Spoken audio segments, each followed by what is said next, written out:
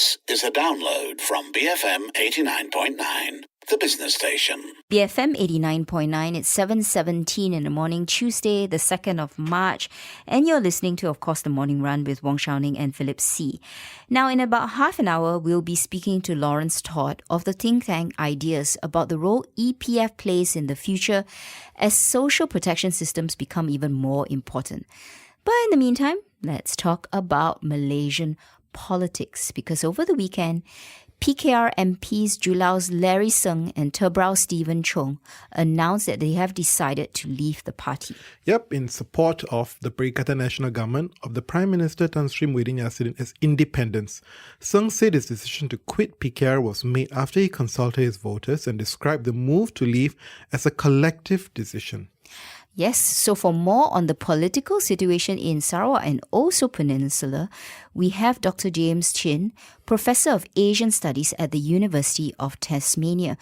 Now, good morning, James. Now, former PKR Sarawak Chief Larry Seng has resigned, like we said, from the party and announced his support for the Prime Minister, citing the need for federal government assistance to solve the issues in his constituency. Now, what do you make of this move? Good morning. So the first thing is a minor correction. He actually resigned from PKR a couple of months back, but he was asked to stay back until they elect a new leader. So his leaving PKR is really not news in Sarawak. Many people knew about it. And in fact, if you look at some of the blogs written in Sarawak, people were already accusing him of jumping over to the government. I think the timing was interesting. He did it just after the news that the Agong has told Parliament, the two speakers, that they are allowed to reconvene Parliament. Now, in terms of the excuse he gave, which is that he needs the federal government to resolve issues in his constituency, which is a very rural area, that is actually the standard excuse given by most people who defect. They usually mention the need for constituency development as a prime reason why they had to move over to the government side. So again, that's nothing new. So if that's the standard excuse, what's the real reason? Well, I think there are a couple of reasons that you can easily point to. One is that ever since he took over as leader of PKR after Baru Bian defected, I think there was issues of him being leader. As you know, PKR Sarawak, the majority of its members and the majority of seats they were contesting were non-Muslim Bumiputera or Dayak seats. So there was quite a significant portion of PKR Sarawak who were unhappy that an ethnic Chinese has taken over the leadership. So he was having problems trying to prepare the party for the upcoming Sarawak state elections. I think secondly, there was also a lot of suspicions over him personally. As many of your listeners know, he comes from an interesting political family. He was seen as somebody very close to the previous Sarawak Chief Minister, Taib Mahmud, who is really a sort of somebody who's really disliked in the Dayak community. And he was also seen as somebody who plays money politics. And also his father is a very well-known political operator. So you got questions about his loyalty and also the fact that he was leading essentially a Dayak party. I mean, he himself admitted to it when he resigned a couple of months ago that he would have preferred a Dayak to take over. So one can guess that maybe he felt that he needed to jump quickly. Otherwise, if PKR were to do badly, he'll get the blame for it. So it's better to jump ahead rather than get caught with the bad results PKR in the Sarawak state election. So, James, what is the state of PKR as a party in Sarawak? Does it have ground support? PKR does have some support. If we look at the voting patterns from the 2018 elections, they do have some support. The problem is that they don't have leadership. Essentially, they need quite a strong leader now in order to pull the party together to prepare for the Sarawak election, which will be held in just a couple of months' time. So if they cannot find a leader now, I'm afraid that the party will really be in big trouble. In terms of party machinery, their party machinery has basically collapsed on the Kuching side. Most of those people on the Kuching side has actually defected to together with Baru Bian to PSB. They have limited party machinery in the Miri and Baram area. My understanding is that they really need resources for them to restart the machinery up there. But they do have quite a number of young, highly educated, committed party members. But it's a question, like I said, it's a question of leadership and organizational skills. And if they can't find the right people, say over the next week or so, I suspect they will have a very, very hard time getting ready for the Sarawak state elections. So if the Sarawak state election was called in the next 3 months, right, where would the numbers sit between DAP and PKR and all the other parties?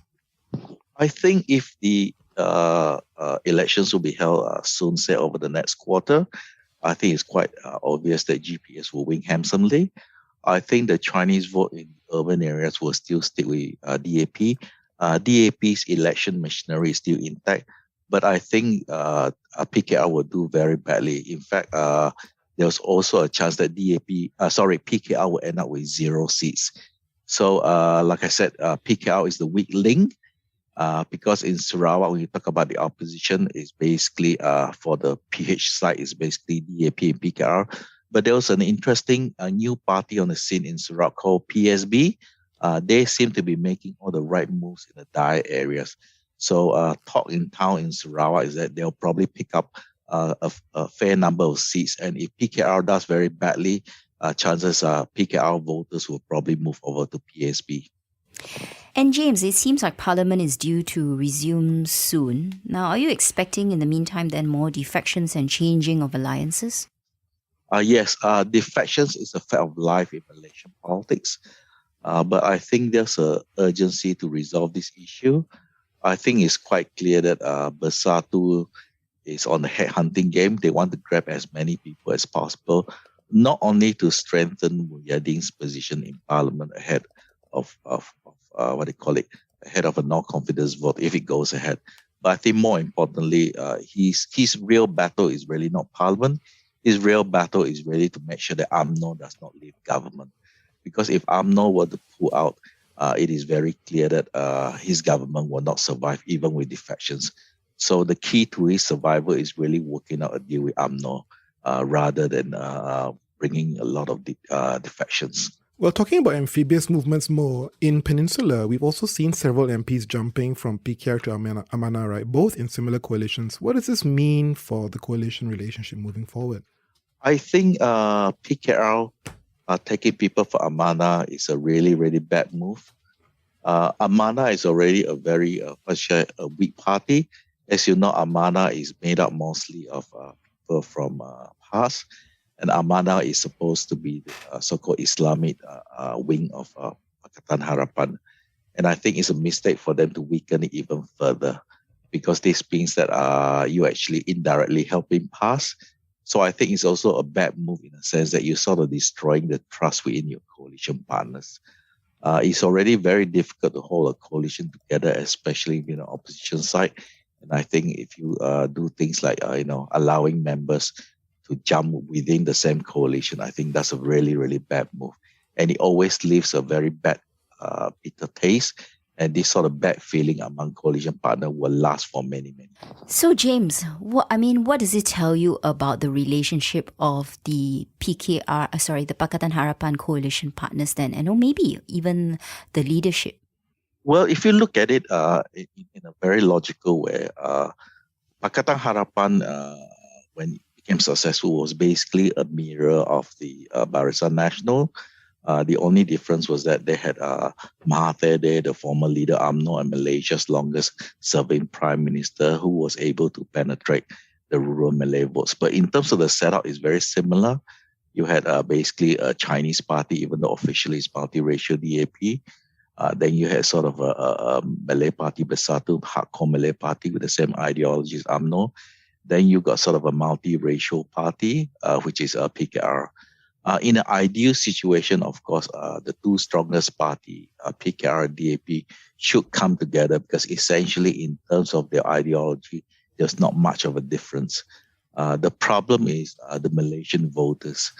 They're not ready to see PKR and DAP come together.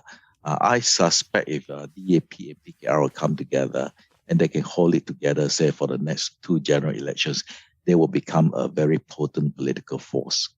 And one last question, James, and a quick one. You mentioned a deal that the PM has to make with UMNO. Do you know what kind of deal will eventually be done? I think everything is up in the air. We know that UMNO is really unhappy. We know that Najib and Zahid are still very influential. They control one of the largest factions in UMNO. And we know that they're desperate to get back in the government. And they really can't get back in the government if they go outstanding court cases.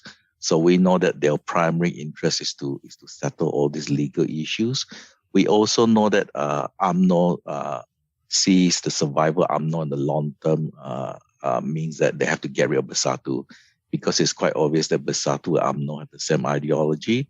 And in any type of coalition politics, if you want it to be stable, you can only allow one tiger on the mountain. You can't have 2 similar tigers.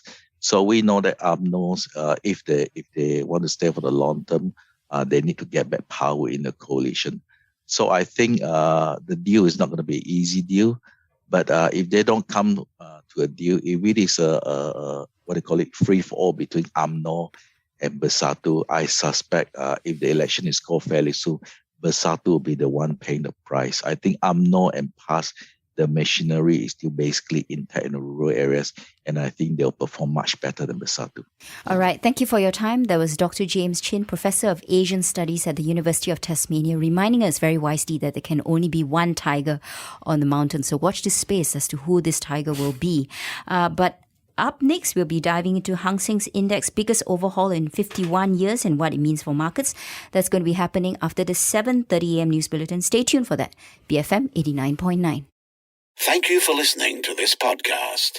To find more great interviews, go to bfm.my or find us on iTunes. BFM 89.9, the business station.